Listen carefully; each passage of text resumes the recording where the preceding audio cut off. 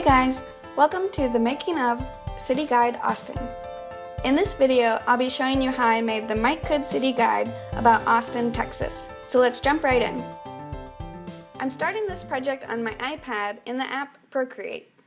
First, I blocked out the title, which I kind of based on those generic travel postcards that you can buy for any city. And then I started to plan the content. I started from scratch here, and so I had to decide which things from Austin I wanted to include in my guide, so I made a list of those real quick. Then I went through and wrote out each one individually on its own label with a little circle to represent where the illustration would go. Then with each of those on its own layer, I was able to move them around and kind of adjust the composition. Some things I had to rewrite, and then also I realized that I had too much text and I wasn't going to be able to fit everything and have it be legible. So I went through and erased and tried to only have as many words as I needed. You can see in the top, instead of saying where to stay Zilker Park, now it just says stay Zilker Park. So then I moved everything around, resized it until I got the composition right, and then I started to just sketch all the illustrations on the circles where I had said that the illustration is going to go.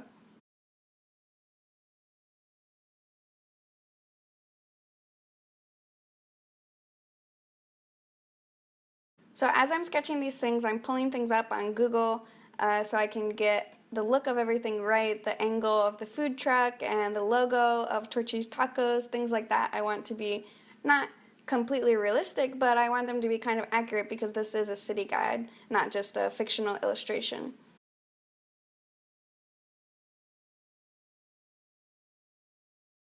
So once my sketch is done, I saved it as a layered Photoshop file and exported that with Dropbox to open it up in Photoshop on my computer. From there I started to add the typography. Recently I made my own typefaces based on my handwriting, so this saves me a lot of time going into Photoshop and adding the text instead of having to hand draw every letter. It still gives me that hand-drawn feel and it's my handwriting, but I don't have to literally hand draw every letter. So I'm just going through and typing out all the words, also adjusting some of the design, giving it a little bit of a header, and then trying to fit the text in the composition. The two typefaces I'm using, by the way, are called Mike Could Pencil and Mike Could Pen, and both are available on my website and in my Creative Market shop.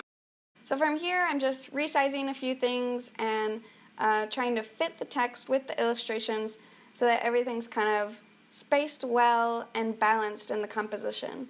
It's really just a lot of trial and error and finagling pixels and shapes to get it all to fit where it kind of feels like it's part of a cohesive composition and it all works together and is balanced.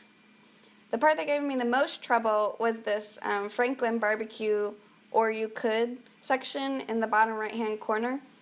It was a lot of words, so it was hard to get it to fit and be balanced with everything, but I think that I got it to look pretty okay in the end.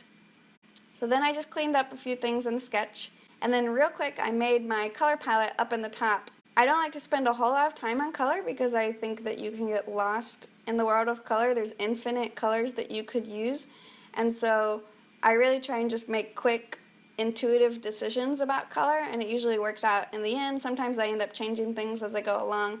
I also try to only stick with 2 colors if I can, including like some kind of black and white. So really like 4 colors total.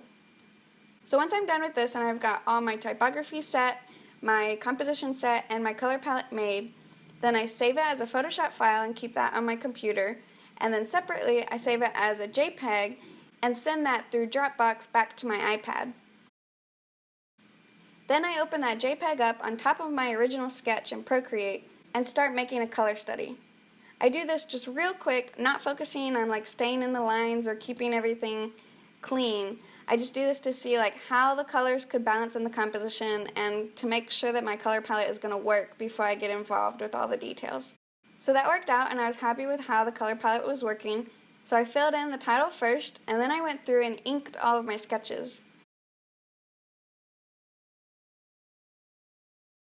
I like to use the ink brush here instead of the pencil so that I get nice clean lines.